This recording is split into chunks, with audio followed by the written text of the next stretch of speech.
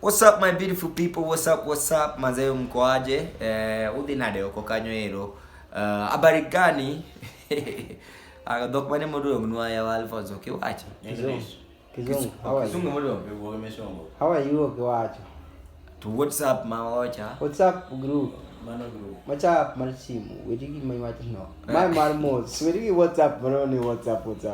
Alfonso mingi ndi bede mongora. Pokano nyisika ni oragi what's up. Koro mano mosi. What's up mtonitie? Kama mimi mosoko deji ni what's up.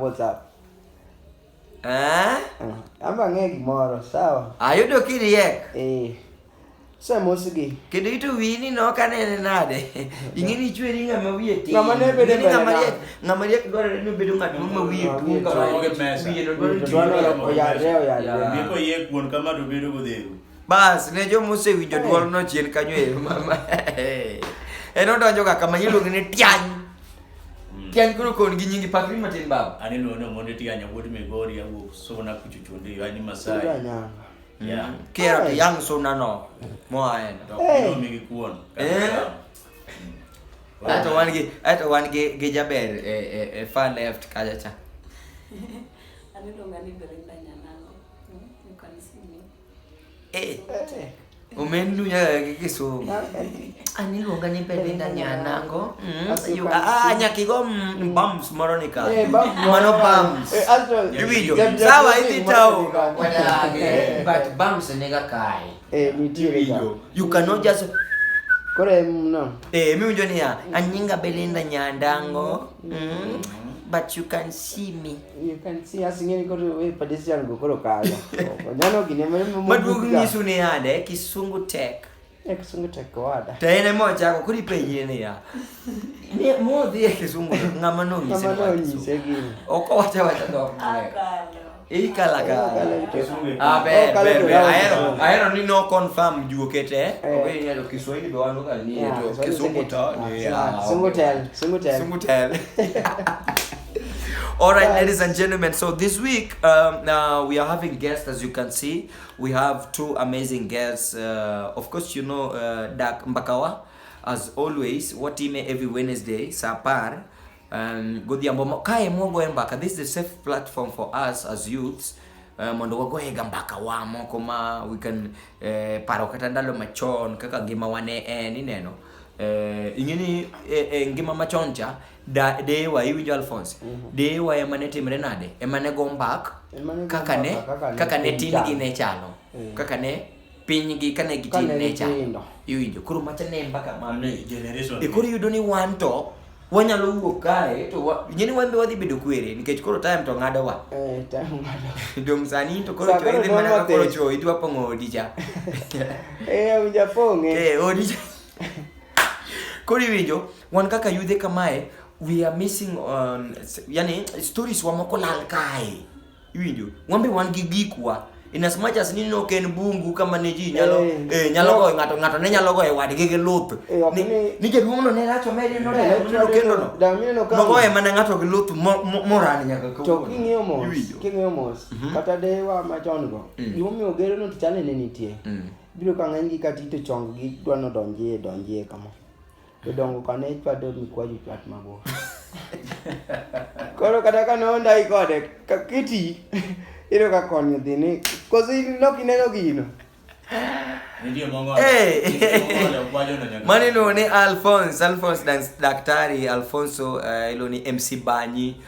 This is an incredible person bana. Yani Alfonso manze salute Matthew Ndongo. Asante sana. Bani ina ye kodi kabisa but in kana biro ga idea matimo MBAKA WA ni platform makoro wago MBAKA gi ijo matindo wamire parni.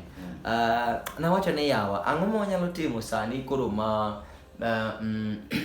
wan thuolo mang'eny ni corona koro ero ketwa piny watimo gik jing'eny area ineno be momino no ko nyalo rado kuonde lagi ineno kuon magi mana kuonde wa mag yweyo ma samoro ji orade atiany to base magi luongo ni base wa mag MBAKA.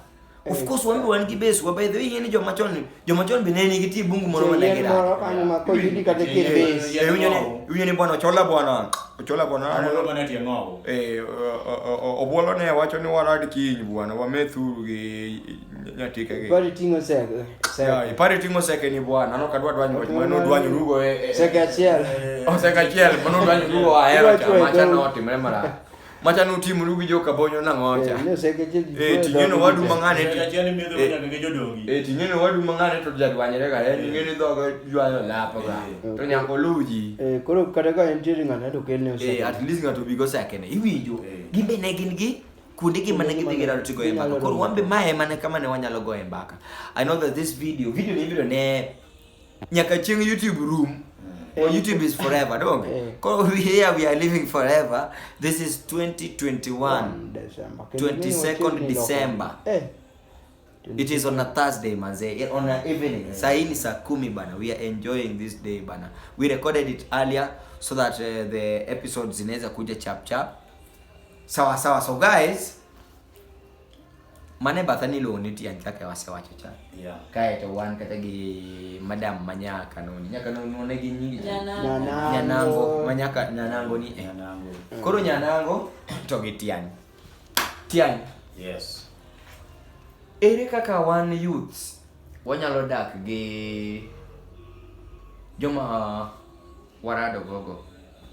Joma wan go ere kaka wanyalo rito kenywa. Ere kaka ji owinjo dag obedi mondo orit keny mondo kik wach niya ni keny tek. Ni keny tek mondo kik ji were as youth Kaka wan youth ni kaka ngama obedo experience kaka ngama youth. Gima nyaki bedo king'eyo ni kawuono en kawuono. Nitie kawuono moro mabiro nwore. Kawuono dhi kadho kamano. Kiny ochiwo mag odiochienge. To kaka ndalo dhi e kaka higi medore. Koro wajoma chuo nyiso ni gima nyaka waket e pachwa. Nyaka wang'e ni kawuono en kawuono. To kodhi to kadho kamano.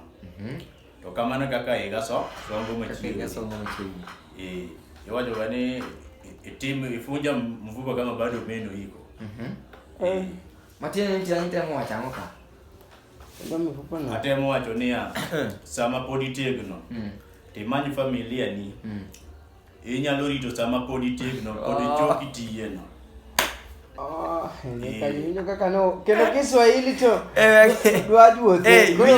Winjo kama tianyo no kala kode okay and right. Tianyo biro kode ni ade. Ni funja mifupa kama bado meno iko. Mane kako tieke kae ta penje tie watno to miya tie watno ni mano tiende niya. Sama podin gi teko ni mapodi tin no. Donge minyalo kare kawo. Sane minyalo kawo jogi irit go jogi. Madhi e sikul, ichom gi sikul. Ing'e ni nyalo nyuol mi gigi adi.